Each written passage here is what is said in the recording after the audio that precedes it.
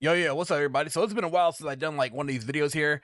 But 2 days ago, they showcased Star Wars Zero coming out. Y'all know I covered this video or something like this about 11 months ago when they first kind of like dropped a little bit. And so I'm excited to talk about this game. But before we do, we're gonna look at this PC gamer what do you call it, gameplay preview that they showcased. And so as y'all know, this is apparently like supposed to be a XCOM meets Mass Effect kind of game. And you know what's crazy, y'all? Is that I literally do feel like there can be many games in this genre that can be like XCOM like. And you know what's even crazier is that I still believe that a lot of game developers should be taking risk in creating these kind of games. But the problem is modern gamers don't care to take, for those kind of risks. Like I could imagine a Mass Effect XCOM game or a what do you call it, a Final Fantasy XCOM game. Or and they all do their own types of twists and stuff like that. Just imagine that. But you know what though? Will we get that? I don't know. You tell me. But before we begin, if you all like videos like this, definitely consider liking and subscribing for more. Appreciate you guys coming on through and watching. So let's go ahead and check it out, y'all. I want to change There we go. Sorry about the in speed. the There we go. genre, and I want to make choice even more meaningful. You should have better frame rates, which means better graphics, better stories, because we can take a moment. And by the way, this is created by Bit Reactor, who are, if I recall, are ex-Firaxis devs. If I'm wrong on that, please correct me. Could be. I don't know. Just correct me. Immersive moment. This one's actually doing it, and it looks really good, and it played really good. Star Wars Zero Company has been shrouded in mystery since its reveal last year, but the simple sell of Star Wars XCOM is tough to beat, especially since Studio Bit Reactor boasts a ton of X-Firaxis XCOM devs led by the series' former art director Greg Furch. I came in with high expectations, and they were easily cleared. This is going to be a great game, not just for tactics fans, but anyone who digs Star Wars or cinematic RPGs like I'm a huge Star Wars. I love Star Wars. In addition to 4.5 hours of hands-on time with the game, I interviewed many of the devs behind it and dug into what you can expect from Zero Company when it releases later this year. Unfortunately, I wasn't allowed to capture. Ladies, yeah, that's real good. But I'm guessing it's going to come out like at a what do you call it? Probably about what, August, September, probably November. Most likely November. Provided screenshots and artwork to help illustrate the game's current state. Okay. I wonder what kind of allies you can bring into the battle. Zero Company is a Clone Wars story. You'll play through a deep single-player campaign that pitches your squad against separatist droids, criminal gangs, and a new faction, the separatist-aligned cult, the Infinite Coil. Okay, that's who are cool. bent on releasing a deadly plague across the galaxy which imbues unusual and superhuman abilities on the host. Star Wars in the Clone Wars era were presented with a very specific, Republic-centered perspective. But we know, as the audience, that the Republic becomes an empire eventually, and that maybe the perspective we're getting during the Clone Wars is sort of biased from a certain point of view. But the one thing, as much as I love Star Wars, though, can we please leave leave the Clone Wars era and kind of like move forward a little bit? I mean, look, we know like he just said, we know what happens in the between and stuff like that. But like we can give us a game that takes place after, or give us a game that takes place in the prequel series, before Knights of the Old Republic, something like that, But I guess it's all about what Disney says, That's just my having these conflicting ideologies. It's still great nonetheless. It's really interesting because we know the way that these ideologies will shake out. The dust will settle into an era of rebels and empire, of very light and dark, good and evil. But things aren't so clear during the Clone Wars era, and that makes for a really interesting opportunity to, present a player perspective. You play as Hawks, a former Republic officer now leading an elite squad of professionals for hire. Okay. They're both your point of view character and a strong battlefield unit. Think Commander Shepard by way of one of those tacticians. Okay, our companions here. Okay. We actually have aliens. I wish the Twilight though was more alienish. It's because I see when I look at a Twilight, I'm looking more humanish. And characters from Fire Emblem. You're not a lone hero, kind of standing up against the world, felling enemies, but with the swing of your blade. You're a relatively ordinary person. You're leading a tactical squad. But I do like how they're showcasing more aliens instead of just the human perspective in Star Wars. To achieve a goal. We'll get a Jedi companion too. Nice. Squad and a management. Most likely a Sith companion as well. You experience the story directly. You're not a removed figure. You're there. I felt when I came on board the project that was intrinsic to making this a satisfying Star Wars story. That's who we empathize with, the people who kind of get dirty and are boots on the ground with it. So that's why Hawks has that role. Okay. I think the thing that surprised me the most was how RPG it is. You're talking to people, you're making choices. It feels like you're Commander Shepard on the Normandy in between missions. Oh, that's a good thing. We have these authored heroes who are, Jedi Padawans or Mandalorian gunslingers or an Umbaran sniper, Okay. a clone soldier. These really iconic, archetypes from the Clone Wars era. And so what is really fun about this game is having different perspectives, having the Republic perspective from Bennett, having the Separatist perspective from Runa, having someone like Nish who's from the underworld who's just here to make a quick credit, Having them be introduced into the story of Zero Company and recruited in the squad one by one provides us a lot of momentum to kind of like carry you through the game. And there's, as they come into the squad, they bring their own personal conflicts and dramas with them. Okay, so I'm guessing, so I read a little bit with this, right? So I'm guessing these are all going to be, of course, original characters. But I wonder, though, I read somewhere where there's, I think it's like permadeath, right? So these characters, they can literally die. So I wonder, are they pre-generated? Or it's just for, the review here, for the preview, something else, or because, we see these characters multiple times already. So I wonder if you can create your own squad or whatnot, or your own characters, and they'll take the place of these characters here, maybe. I don't know. Even just like these that's what I'm wondering. characters, it was not hammy, superhero stuff. It was genuinely funny moments. The characters really were kind of coming off the screen a little bit. It was exciting. We also have our bond system.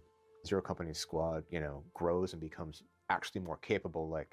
Two heroes can actually cross-train and learn each other's abilities as they that's bond cool. And their affinity for each other's growth. It rewards you for the squad. Okay, so Scoundrel, we got an Astromech, Analytics, Gunslinger, and then we have a Scout. Okay, that's cool. You put together, and it rewards the way that you play. Yeah, we hope you care about these characters. Ooh. I know I do, especially as I'm building bonds with them, and they Dual start to become saber, more and love more powerful in my play sessions. So when I walk by, I'm definitely gonna use a droid. What they're decorating their desk with, or who they're hanging out with between missions. It was really critical that we allowed for bonds to decay and fracture as well due to your actions, because that's part of the fantasy of being a leader. Yeah. There's sort of like this spy detective element to Zero Company. It's the war within the war. It's sort of like, it's not the massive battles of clone troopers and battle droids. It's, these small theaters of war and low intensity conflict. That kind of brings with it a little bit of that sort of like. I wonder if you could hack Separatist droids and become on your side. The thing is the main story missions, you'll go in there and you'll have a third person action camera. It looks like Jedi Survivor or something. And you'll be, walking around as if it were an action game. And it's amazing, AAA production values. Really that immersion into these different planets. So it's giving us that Marvel Midnight Suns kind of thing? Drove that desire to have those kind of free roam moments. And we often sometimes call them on team our deep breath moments. It's kind of that chance for someone who just had their tactical combat experience, and then they get a minute to kind of collect themselves, take in the environment, take in the world, take in the visuals, and kind of prep for kind of that next tactical engagement where then your kind of heart gets pumping again. And by the way, shout out to Marvel's Midnight Suns. Great game. People slept on the game, and we're not getting a sequel to that, but very great game, though. I hope that one day we officially do get a sequel and people, live up to it. Because, I ain't gonna lie, I was judgmental of the game when it released. And then when I played it, I was like, wow, this is actually pretty freaking great. So hopefully in the future, we can get something similar. You reach a fight, and it zooms all the way out to the XCOM strategic view. This one's actually doing it, and it looks really good, and it played really good. This innovative combination of third-person exploration, RPG storytelling, and turn-based tactics is less surprising when you learn more about who's making this game. While developer BitReactor is a brand new studio, the team features alumni from Respawn's Jedi series, as well as strategy game veterans from Firaxis. That's great. Founder Greg Furch spent 2 decades at Firaxis refining the turn-based tactics experience with games like XCOM, Civilization, and Marvel's Midnight Suns. Okay, that's great. I had left Firaxis after 22 years. And I was kind of working on what I wanted to do next. I knew I wanted to stay in tactics. Again, see, I love how they showcase the Midnight Suns. Great game, by the way. There's so much more we can do. It was a Friday night, and I got a call out of nowhere. I'm sitting in my office with the lights out and my computer on, and wife's asleep, my kids are asleep, and phone rings, and it's this number that I don't recognize. And I'm like, And for some reason, I answered it. And the voice on the other end said, "Hey, Greg, this is Vince Zampella. I heard you have a game you want to make. Can you tell me about it?" We talked for a long time, and he eventually said, do you think you can make a Star Wars game with this? And I said, sure, absolutely. Meanwhile, I'm thinking this is insane, right? And Like, see, this is any crazy. game again, any It's game Star can be an Wars. XCOM like. And, You know, we had Vince was Gears just like, Tactics, "Pitch me." man, and I We love worked and with Gears Respawn Tactics was for a long amazing. It time. was a We've great worked with game. Electronic Arts for a long time, and Stuff like this can we've happen. been wanting to make a game in this genre. We know that the turn-based tactics genre just rewards meaningful choice. It does. And when you take that It genre does. and you add it to a Because brand you know like ours each that unit that you have drives some is meaningful crucial. choice, you know, we knew that that would be something that would make fans happy, and that's where Greg starts talking about, I want to change the way we tell stories in the genre, and I want to make choice even more meaningful, and we want to present things in a more cinematic fashion. It's so easy for genre fans to kind of wear it as a badge of like, oh, the art doesn't matter, the graphics don't matter, the story doesn't matter, it's all about the gameplay. It is. The gameplay is what it is about. But depth doesn't cost you elegance. You can absolutely have all those other things. It's a single player game. There's not latency issues. You should have frame rates, which means better graphics than other games. You should have better I mean, the graphics stories. do look You really can good. Take the camera and tell you a story. We take a moment. I will an say that. immersive moment. It gives without that it really authentic, changing you know, Star Wars feel your for sure. flow, because it's expected. Genre fans. It feels are like conditioned to believe it's more they so shouldn't of a have these refined things. But we're here to Marvel's tell you Midnight Suns kind of, you know, graphical When he was fidelity or building the style. studio, it was really important to him that he had experienced devs making turn-based strategy games, and then another percentage that were experienced devs that have not made strategy games, that come from other genres. You know, here we are, we're a brand new studio. We have a strong pedigree in a space, and there's almost 20 of us that have worked together before, so we're not really a garage shop. Yeah. We're a new studio. You know, you've got these two giants taking a chance on someone like us, having the vision and the courage and the conviction. Yep. and the EA and Star Wars. faithfulness, Yeah. Right? Like, to do something new, to do something outside of their norms. I think Well, that's EA worth and Disney. mentioning. It's just not common anymore. It's been amazing. Once you get into combat, Zero Company should be immediately familiar if you've played XCOM before. It feels deep. It felt like I could have played a lot cleaner and was, you know, I had That Stormtrooper fights going where about I'm to be missing that fairly true quick 95% though. I really enjoy the puzzles that I get to solve in those spaces. It's like, oh, wait a minute. Okay, I need to get enough advantage to do this. How am I? Wait, gonna is that a 5-person squad in action? Okay. make Well, that XCOM, it happen was right like, now? you know, it was This 4 to unit might be able 6. to take a couple starting of out. shots over here. Then I'm going to be able to go and use my rocket jump over to here. Now, after I do that and knock those units back, maybe they'll go into Overwatch.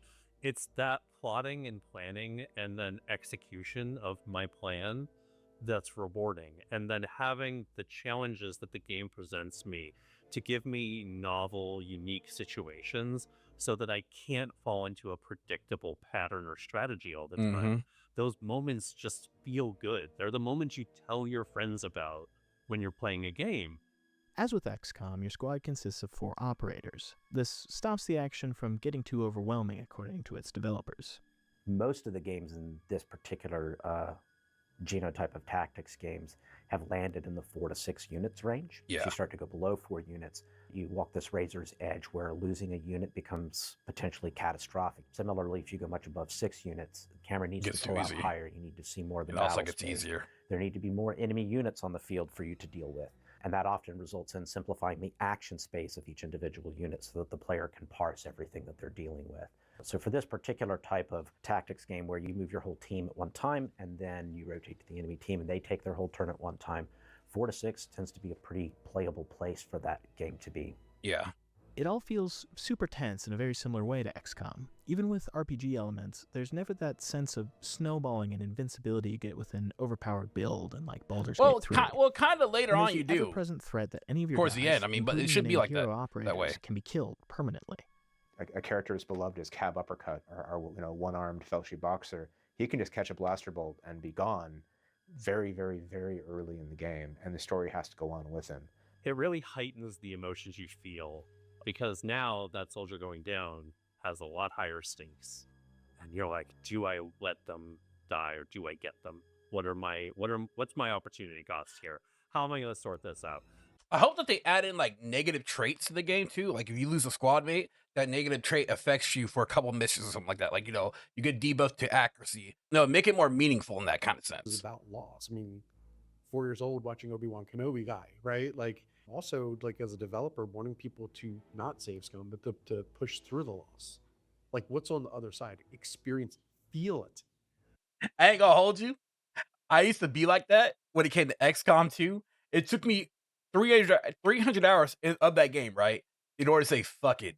If my character dies, they die, and that's the end of that story. It took me 300 hours, and then I finally just said, you know what, let me buckle down, let me get my shit together, and let's go ahead and finish this game.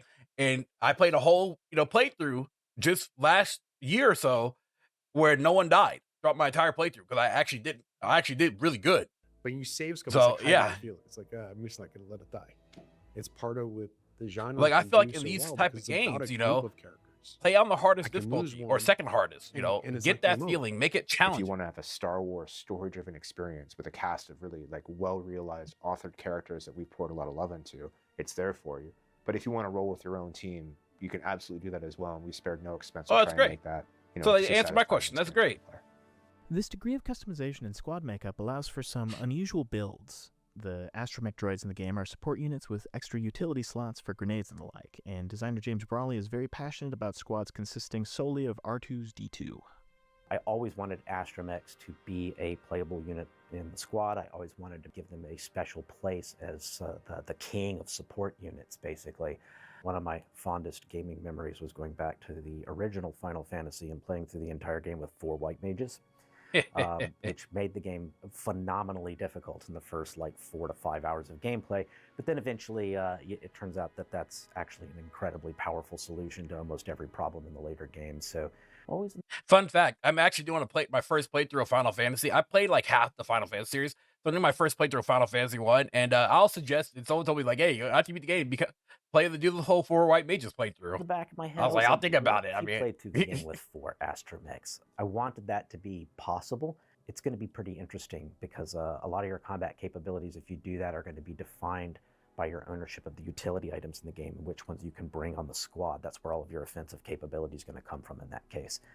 Zero Company is a great tactics game, and if you've been craving something to hit that XCOM 2 sweet spot, your wait will soon be over. But what really surprised me was BitReactor's emphasis on storytelling and presentation, all without sacrificing any of that tactical depth. I think that combination is going to really push this game over the top and make it one to watch later this year. For all things Star Wars Zero Company, head over to PCGamer.com, and for more previews of the latest upcoming games, subscribe to PC Gamer here. All right, so with that said, I'm excited for it, y'all. It looks to be a great game. I mean, again, I love my tactics game.